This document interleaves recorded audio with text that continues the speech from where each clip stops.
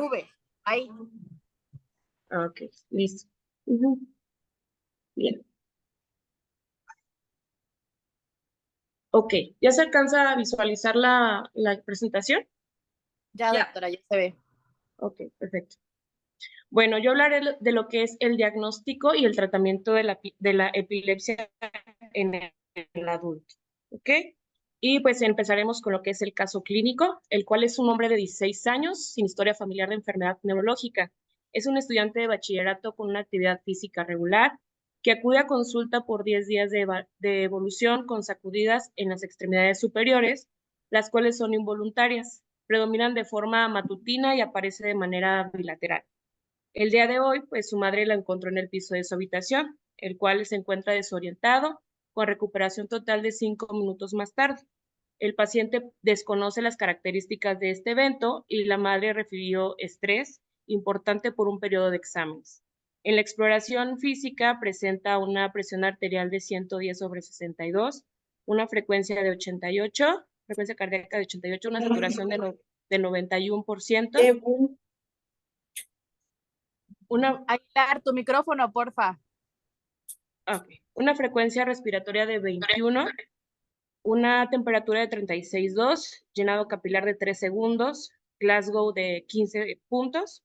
A la auscultación cardiopulmonar, sin alteración, presenta fuerza muscular 5,5 en extremidades, sin signos neurológicos focales o anormalidad en pares craneales. Al interrogatorio, el discurso es coherente, organizado, lineal y no se aprecian anormalidades cognitivas. ¿Cuál sería el estudio más útil para confirmar su diagnóstico?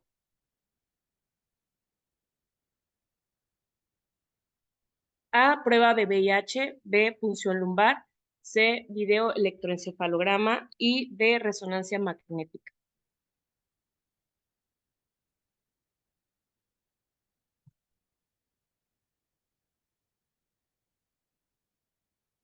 Ok, todos han puesto C. La respuesta correcta es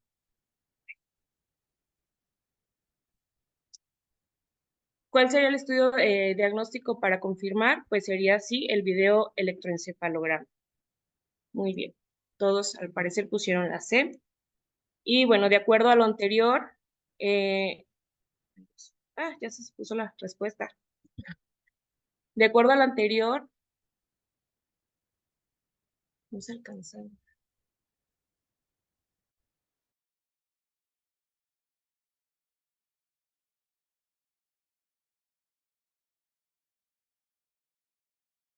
De acuerdo a lo anterior, ¿cuál de los siguientes es falso con relación a la epilepsia mioclónica juvenil? A, se asocia a un patrón de herencia autosómico dominante. B, la presencia de crisis de ausencia es frecuente y no modifica el pronóstico. C, debemos esperar los resultados de la punción lumbar y electroencefalograma para determinar la mejor línea de tratamiento. O D, clásicamente los síntomas son más notorios en la mañana, se observan por la noche y de privación del sueño. ¿Cuál sería la respuesta? Pues creo que ya la vieron todos.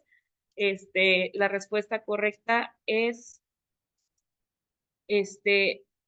debemos esperar los resultados de la punción lumbar, que cuál pues es la que es falsa, ¿verdad?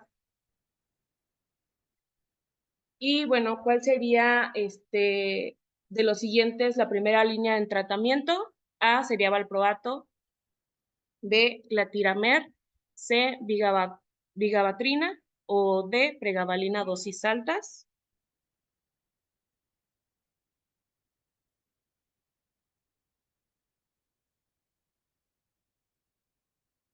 Ok, bueno, todos están poniendo la respuesta correcta y sería lo que es valproato.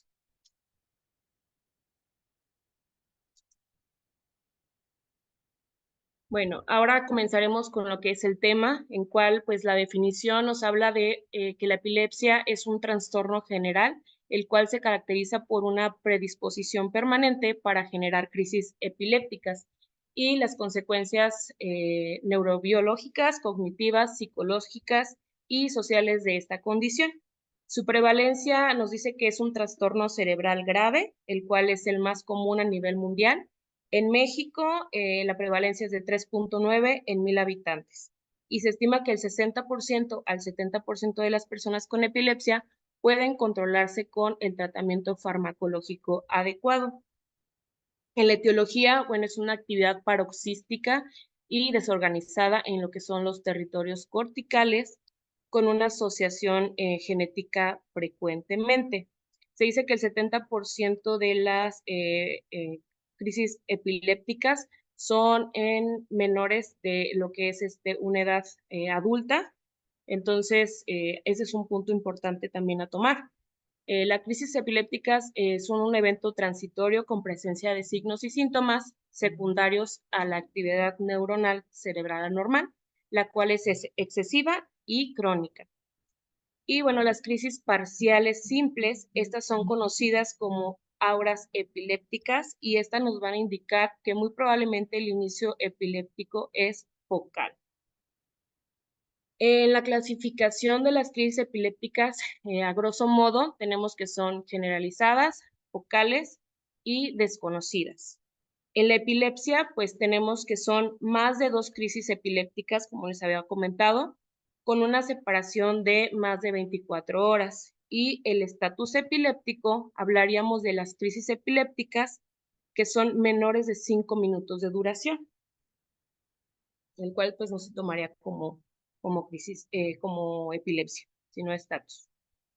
Y bueno, la clasificación en el 2010 en la GPC nos dice que son las generalizadas, las cuales vamos a encontrar crisis tónico-clónicas, en ausencia, clónicas, tónicas, atónicas y mioclónicas. En las de ausencia tenemos las típicas y las atípicas, y en ausencia con características especiales, las cuales van a ser ausencia mioclónica y mioclónica palpebral.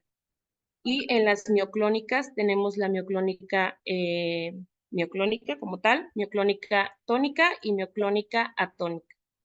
Y en lo que son las focales, tenemos simples y complejas, y en desconocidas, pues son espasmos epilépticos. Vamos a hablar un poquito de cada una de ellas, iniciando primero vamos a ver lo que es el diagnóstico. ¿Cómo vamos a diagnosticar en este caso a un paciente con crisis epiléptica? Iniciaremos con una historia clínica en el cual el paciente, pues vamos a recabar lo que es la información, la cual va a ser brindada por lo que es el paciente y por personas que presenciaron la crisis epiléptica. Posterior a eso, vamos a tener lo que es la anamnesis o clínica, en donde vamos a recabar los datos clínicos, en la cual el paciente pues va a tener lo que son síntomas motores, sensitivos, autonómicos o psíquicos o de lenguaje durante el evento, el cual va a ser ictal o periictal, que pues revisaremos a continuación. Y en el examen físico o exploración física vamos a buscar la causa directa de lo que es la crisis epiléptica, así como la etiología o la etiología sistémica o neurológica, o que no sea de forma epiléptica. Y en estudios complementarios tenemos principalmente lo que es el electroencefalograma, el cual hay que tomar muy en cuenta que no se debe utilizar como un método aislado, sino complementario a lo que es la clínica del paciente, y debería de analizarse de manera global. Y la TAC, la cual nos va a generar imágenes con una resolución buena para lo que es el tejido blando, teniendo en cuenta que pudiera ser alguna etiología no epiléptica, pudiéramos estar hablando de una crisis epiléptica, no por una situación, una crisis epiléptica que es ahora sí que causada por algo, ¿no? Y una resonancia magnética, esta va a ser excelente contraste para lo que son los tejidos blandos, por lo cual pues tiene una mayor sensibilidad y se va a considerar como una técnica de elección de neuroimagen en el paciente con epilepsia. Y bueno, en este caso es importante en lo que es en el paciente con una sugerencia de inicio focal de una crisis epiléptica. Aquí tengo lo que es una imagen, un mapa en el cual nos habla sobre cómo realizar un estudio complementario con electroencefalograma, el cual al momento de que tenemos ya un paciente con probable sospecha de crisis epiléptica, se realiza el estudio complementario con electroencefalograma, el cual si nos arroja, en este caso, negativo, aún teniendo la que es la sospecha, se tiene que realizar un segundo electroencefalograma, ya que pues va a aumentar la sensibilidad en un 20%, sobre todo en lo que es epilepsia generalizada. Hay que tomar en cuenta que un electroencefalograma el cual nos arroje de manera negativa no quiere decir que no haya una crisis epiléptica, ya que pues como les comentabas anteriormente, con la clínica nos podemos basar también en lo que es la sospecha, ¿no? Y bueno, si el segundo sale negativo, bueno, se realiza electroencefalograma con privación del sueño. Ya si sale positivo, pues ya tenemos un diagnóstico. Si sale negativo, se realiza nuevamente el electroencefalograma, pero con sueño, de sueño, ya que pues aumenta la sensibilidad en el 80%. Y si sale positivo, pues ya tendríamos ahora sí que el diagnóstico del paciente o la confirmación. Sin embargo, si saliera negativo, estaríamos hablando de realizar un videoencefalograma de larga duración y hasta su sensibilidad del 81%. ¿Ok? Y pues ya se valora lo que es la realización. Bueno, vamos a hablar primeramente de lo que son las crisis generalizadas, como les había comentado. Las crisis generalizadas, entre ellas se encuentran las crisis tónico-clónicas, como lo dicen. Tónico primeramente tiene una fase o una primera fase, la cual tiene una contracción tónica generalizada con caída al suelo, cianosis, grito por expiración forzada. En la segunda fase, ¿cuál es la clónica? Tenemos contracciones rítmicas de los miembros, más fenómenos vegetativos como lo es la incontinencia de esfínter. Y en la tercera fase tenemos posictal, la cual es la ausencia de la respuesta a estímulos y conciencia. Puede durar de minutos a horas y hay flacidez e hipersalivación. También están las crisis mioclónicas, las cuales van a ser las sacudidas breves sacudidas breves únicas o en serie de grupos musculares. Estas suelen ser bilaterales y se presentan con el despertar, generalmente sin periodo posictal. Están las crisis atónicas, la cual hay pérdida súbita del tono muscular, el paciente cae repentinamente y hay una alteración de conciencia. Las crisis de ausencia son las que son de pérdida del estado de alerta rápido, menos de 20 segundos, y puede estar acompañado de automatismos. No presentan aura ni pérdida del tono postural, no hay confusión o estado posictal. Y en el electroencefalograma hay alguna característica importante en donde vamos a observar puntas y ondas de 3 Hz. Tenemos las crisis focales o parciales. Estas van a ser focales simples o complejas. En la simple es motora y no motora. Hay una alteración de conciencia, se afecta lo que es el lóbulo temporal. Y para el ENARM, el paciente presenta un déjà vu. Esa es también una parte importante que hay que tomar en cuenta. Y las crisis focales complejas, el paciente presenta alteración de la conciencia y hay un periodo de confusión. Hay automatismos aquí en este caso. Y bueno, en el tratamiento de las crisis epilépticas, tenemos las que no son no provocadas, en la cual pues vamos a tener el tratamiento IV con levetiracetam, fenitoína o valproato. Y en vía oral tenemos la carbamazepina, levetiracetam, perdón por el error de ahí de la imagen. Levetiracetam, fenitoína y valproato. En las que son mioclónicas tenemos el valproato y en la epilepsia mioclónica juvenil tenemos el valproato de primera línea.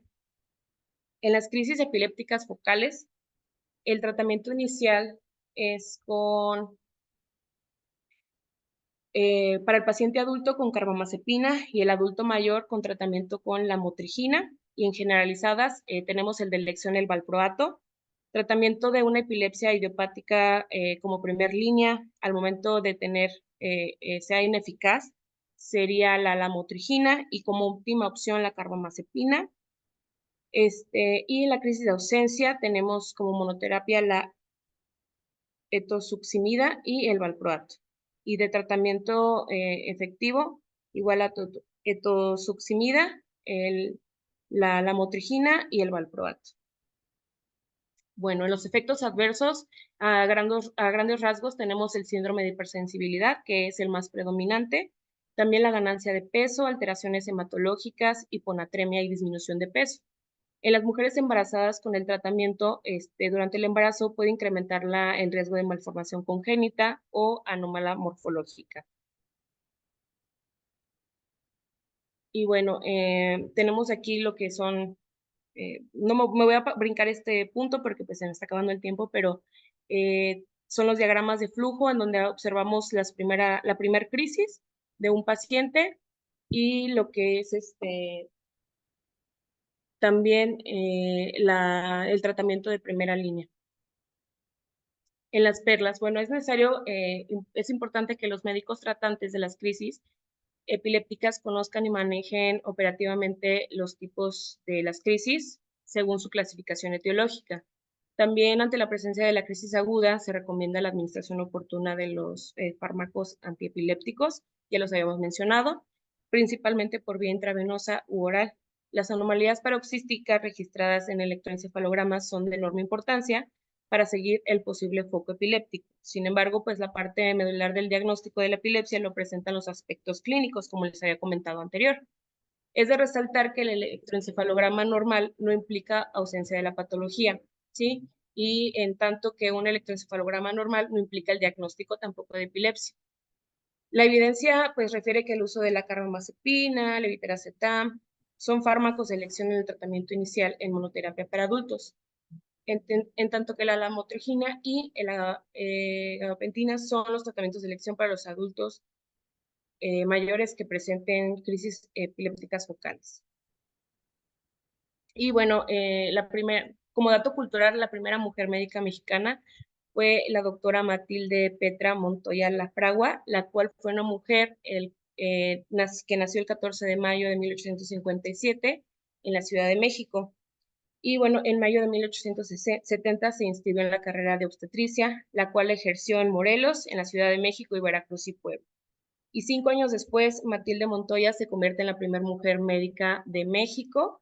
Y bueno, en su sociedad, en su época, algunos reconocían y aplaudían su trabajo, sin embargo, también existía aquellos que cuestionaban su validez de su esfuerzo y argumentando que no era natural que una mujer se inclinara por una profesión que no estaba de acuerdo a sus inclinaciones de sexo. Y bueno, eso sería de todo por mi parte. Muchísimas gracias. Muchas gracias, doctora. ¿Será que puede parar la grabación? Muy bien, entonces vamos a empezar para que sea un poco rápido. No me voy a detener tanto. Y empezamos con el primero que va a ser el caso clínico. Si algunos ya vieron las respuestas, no van a hacer chapuza. Pero bueno. Masculino de 77 años de edad es traído al servicio de urgencias por presentar hemiparesia de brazo y pierna derecha de 1 hora de evolución, como antecedentes personales patológicos, diabetes mellitus e hipertensión de 30 años de evolución con control irregular, antecedentes personales no patológicos, tabaquismo y alcoholismo por más de 20 años. Sus familiares lo traen después de que observaron que no podía elevar su brazo derecho y su marcha se encontraba alterada. A la exploración física presenta dificultad para elevar ceja del lado derecho, desviación de la comisura bucal al lado izquierdo, disartría y afasia. Parece importante extremidades del lado derecho. Signos vitales, frecuencia cardíaca de 90 latidos por minuto, tensión arterial 145/90, frecuencia respiratoria de 17 y temperatura de 36,8. Primer pregunta, ¿cuál sería su sospecha diagnóstica? ¿Un EBC hemorrágico, EBC isquémico o parálisis de Bell?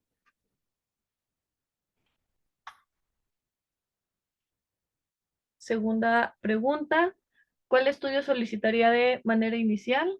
¿Un ataque de cráneo contrastada, TAC de cráneo simple o una angiografía cerebral? Y tercer pregunta, ¿cuál es el periodo de ventana para iniciar la terapia terapéutica previa en pacientes con EBC isquémico? Entonces, unos segunditos.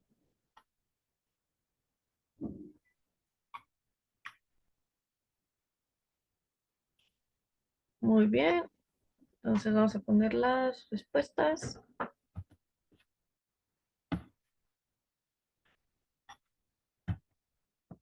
Entonces sí, la primera, ay, perdón, ahí se me puso mal, si es un EB6 isquémico.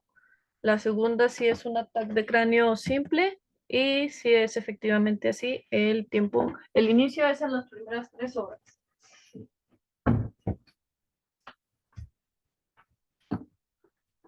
Muy bien, bueno, entonces el día de hoy vamos a ver lo que es la vigilancia y prevención secundaria de la enfermedad vascular cerebral en el primer nivel de atención.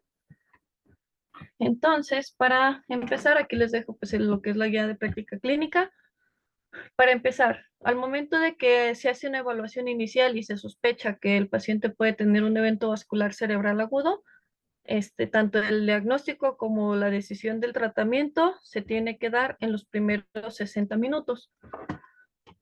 Si el paciente nos llega con un déficit neurológico de nueva aparición, se tiene que hacer una exploración neurológica cuidadosa. Los principales signos y síntomas que se pueden presentar son estos que vemos aquí, que es la afección motora y sensitiva, contralateral al hemisferio dañado, disfasia o afasia, alteraciones visuales transitorias, diplopia, vértigo, ataxia, hemianopsia y pérdida súbita del estado de alerta. Es importante aquí que, bueno, si ya se está sospechando, ya se va a tomar ahora sí una prueba, se realiza ahora sí lo que es la escala de NIS, que pues son varias preguntas, sí se hace un poquito para que fuera más fácil, porque si vemos toda la tabla completa es como que un poco más tediosa, sí está un poco más dinámico, eso ya lo ven ustedes con calma. Entonces, inicialmente vamos a realizar la valoración, pero si no, antes tenemos que tomar ya sea tomografía o resonancia. Lo ideal es primero tomar la tomografía, porque en base a la tomografía vamos a tomar decisiones de cuál va a ser el tratamiento inicial. Algo muy importante es que en las tomografías vamos a ver hipodensidad y en la resonancia vamos a ver como hiperdensidad. Entonces eso es algo característico que hay que poder distinguir. Entonces ya se toma la tomografía, vemos que sí, efectivamente, entonces ahora sí hacemos la escala de valoración de NIS. Si el paciente es candidato a realizarle trombólisis, entonces ahora sí vamos a utilizar la escala de Dragon para poder predecir el desenlace en los 3 meses después de que ya son sometidos a la trombólisis. Vamos a verlo todo muy rápido, ¿sale? Entonces, en el tratamiento, primero tenemos que se puede utilizar la terapia fibrinolítica, pero solamente está recomendada cuando hay cambios isquémicos tempranos.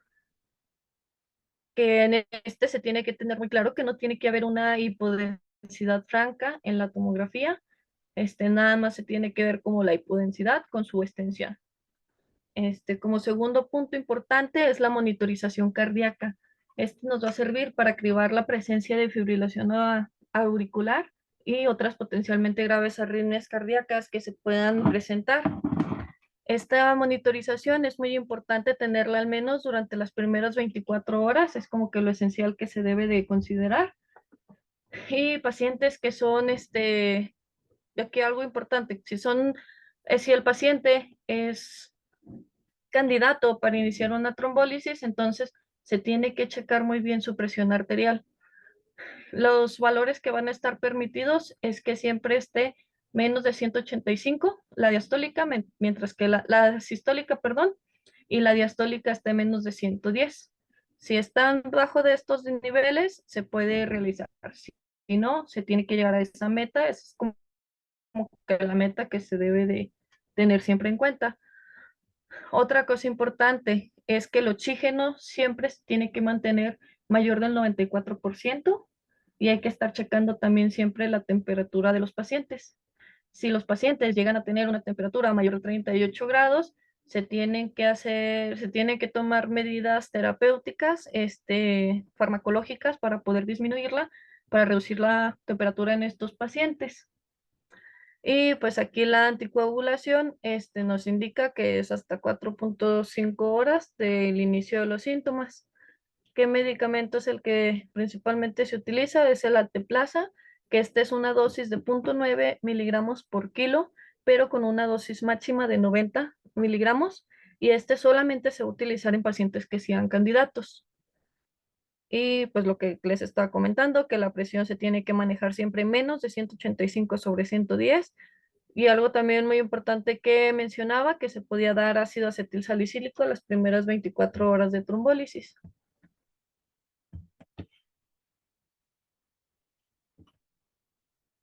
Aquí tenemos ahora sí los algoritmos. Este es el primero, que ya tenemos al paciente con sospecha.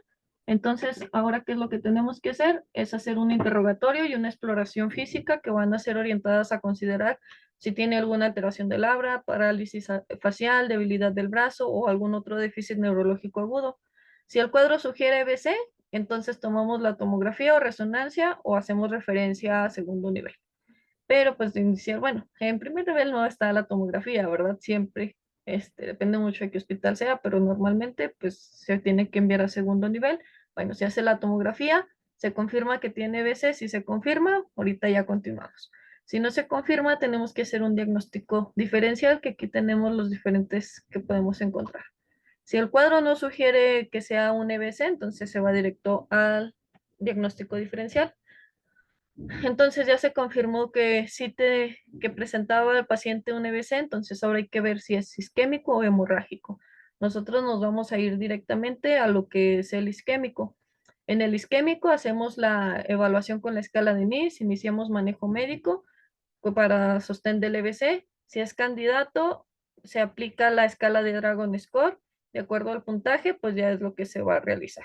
Si no, se tiene que continuar con manejo médico de sostén, vigilar complicaciones y es siempre su rehabilitación temprana. Otro algoritmo que tenemos es que es el algoritmo médico de sostén del evento vascular isquémico agudo, que es en segundo y tercer nivel de atención. Que en este nos llega el paciente con un EBC isquémico confirmado, que no es candidato, se tiene que reevaluar, se tiene que ahora sí checar lo que es la vía aérea, la respiración y circulación, checamos cuál es la saturación. Si es menos de 94%, iniciamos con oxígeno suplementario y hay que tener control de la vía aérea. Si es mayor de 94%, no necesita intervención, pues de cualquier manera hay que reevaluar. Si la presión arterial está más de 185/110, se tiene que reducir, pero no más del 15% en 24 horas. Pero si la presión está menos de 185/110, es una hipertensión permisible. El siguiente algoritmo es la continuación de manejo médico de sostén en el evento vascular isquémico agudo en segundo y tercer nivel de atención. Se reevalúa al paciente, se checa su control glucémico, se checa si está menos de 60 y que es una hipoglucemia, pues hay que hacer una corrección. Si está de 60 a 169 es permisible y ya puede pasar a la revaloración. Si está más de 180, se tiene que valorar y hacer tratamiento. Después de esa revaloración, se checa el estado de conciencia. Si tenemos un Glasgow menor de 8 puntos, hay que dar manejo de la vía aérea. Si el Glasgow es mayor de 8, hay que hacer una vigilancia estrecha y a los dos se tiene que valorar. Y ya como otros medicamentos de soporte, mencionaba que era el ácido acetilsalicílico, estatinas si el paciente ya las consume, antihipertensivos habituales si ya los consume. Hay que corregir otros trastornos que pueda presentar, y la rehabilitación temprana, la evaluación de la disfagia y la nutrición. Como perlas aquí del ENARM, lo que saqué fue que pues se tiene que hacer la evaluación en los primeros 60 minutos desde que se llega, cuáles son los principales signos y síntomas que se pueden presentar y la tomografía que hay que tomarse, que es el estudio de elección que se tiene que realizar y que la anticoagulación dentro de las 24 horas no se va a recomendar. Bueno, eso sería todo del tema. Ahora sí, como preguntas, ¿cuál es el estudio inicial de elección? TAC contrastada, TAC simple o resonancia magnética. Segunda pregunta, la presión arterial permisible para iniciar terapia de reperfusión. 185/100. 180/110 o 185/110. Escala de valoración neurológica, ¿Cuál vamos a utilizar primero? NIS o Dragon. La 4, ¿en qué estudio se observa hiperdensidad de la zona afectada? En una TAC contrastada, TAC simple o resonancia magnética. ¿Y cuál es la dosis máxima que se puede utilizar de alteplasa? 0.9 miligramos por kilo o 90 miligramos. Ok, estoy viendo que ya están contestando. Y sí, muy bien. El principal que se va, el estudio de elección, como ya lo vimos, pues va a ser la TAC simple. La presión arterial, 185/110, creo que aquí queda un poquito de duda. Acuérdense, bueno, aquí me faltó poner el signo de menos, pero siempre hay que tomar en cuenta eso, de que así en el examen no lo pueden poner y siempre tenemos que poner como que lo que esté más cerca. ¿Por qué? Porque si el paciente tiene 185/110, todavía se considera permisible. Si estuviera más de 185 o más de 110, entonces ya no se podría considerar. La tercera pregunta, sí, todos pusieron que era la A. La cuarta pregunta es en la resonancia magnética, ese sí hay que tenerlo muy en cuenta, que no siempre, pues siempre como que nos vamos más con que, sí, es una hipodensidad, pero no, o sea, la hipodensidad va a ser en la TAC y la hiperdensidad en la resonancia. Y como último, la dosis máxima siempre va a ser hasta 90 miligramos. Acuérdense, aunque el paciente pese más y tenga que, no se puede basar así por kilo, tiene que ser ya la dosis máxima, esta sería la idea. ¿Sale? Y bueno, me parece que como aporte cultural ya habían mencionado algo sobre esto el día de ayer, entonces nada más para complementar un poquito, que el lunes va a ser cuando se va a presentar el eclipse solar total, que esto ocurre porque ahora sí, la luna pasa entre la Tierra y el Sol y obstruye la luz solar directa y oscurece el día, que en este día hay que tomar en cuenta que es la primera vez que se va a ver así que se va a notar tanto. Aquí se ve pues cuál es el tamaño del sol, cuál es el tamaño de la luna. Mencionaba que la luna, el sol es 39 veces mayor que la luna, entonces pues esto es algo que no se ve tan frecuente. Que aquí pues se supone que va a tener una duración de 4 minutos cuando esté completamente oscurecido, pero va a haber ciudades en las que se va a ver más que en otras, principalmente en lo que es NASA, es donde más se va a notar. Aquí les voy a poner otra imagen. Ay, no se puso aquí está. Esto es lo importante, que aquí la umbra es como que la zona donde sí se va a alcanzar a distinguir por completo, y en la penumbra es como que en los laditos que ya no se nota tanto, pero aquí es donde se observa 100% esta oscuridad. Esto se espera que pase todavía dentro de 28 años más, que en el año 2052 es cuando se considera que puede haber otro, pero anteriormente tenían miedo las personas cuando veían que iba a haber un eclipse solar total. De hecho, pues era que las personas se escondían en sus casas, tapaban todas las ventanas para que no entrara nada, que no vieran nada afuera, que porque según esto, que como que que les iban a pasar cosas malas si estaban en la calle o si salían. Pero ahora, de hecho, aquí en Durango ya están organizando eventos. Hay un festival en un volcán que se llama Hawái, para que van a ir a acampar personas. Vienen, ahorita hay muchísima gente extranjera aquí porque quieren ir a ver directamente el eclipse, pero pues hay que tener mucho cuidado. Y bueno, entonces eso sería todo de mi parte. Vamos a terminar para poder ver la otra clase. ¿Alguna duda, pregunta? Ninguna, muchas gracias, doctora.